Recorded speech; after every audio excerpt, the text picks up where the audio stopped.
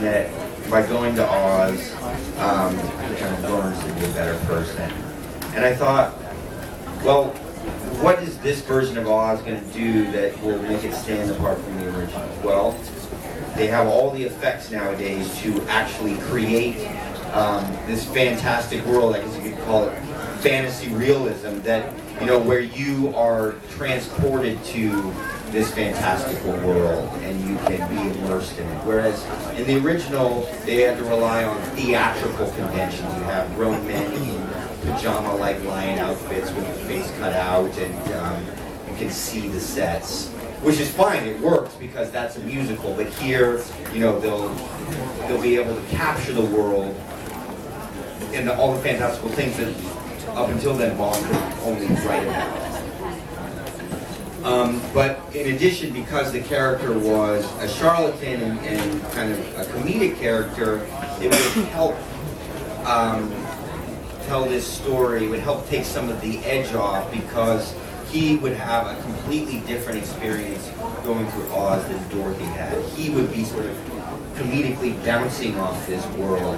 And I just thought that that would help take some of the, as the British say, take some of the piss out of it, and make it a little more palatable that, you know, we were retackling this, you know, this classic.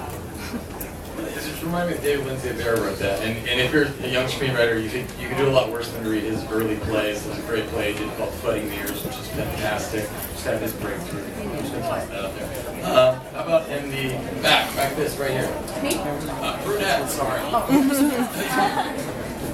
So you act and direct and you do all that sort of stuff. How do you, when you're directing, and acting at the same time, what is your technique, or how do you separate the two but still combine them? Well, I've done it before, so I've done it a few times, so I'm used to it. And I think one of the things that I had to learn was to look at my work as an actor objectively, and to look at it as just not me, but just the character. And how is that character going to serve the story? Not how am I going to serve my single performance. And when I learned that, it was an important lesson, because you can feel weird if you're acting and directing. You can feel very self-centered. And one trap that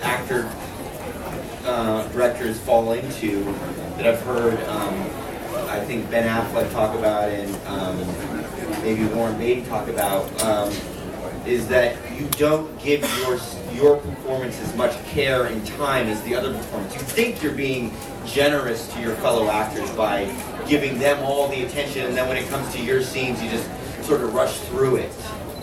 Because you do feel weird. It's like all these people are around setting up the shot, and then you just go in and kind of act for yourself. But you need to think about the overall movie, that you are servicing the overall story, that you're telling that story and making that movie ostensibly because you care about it.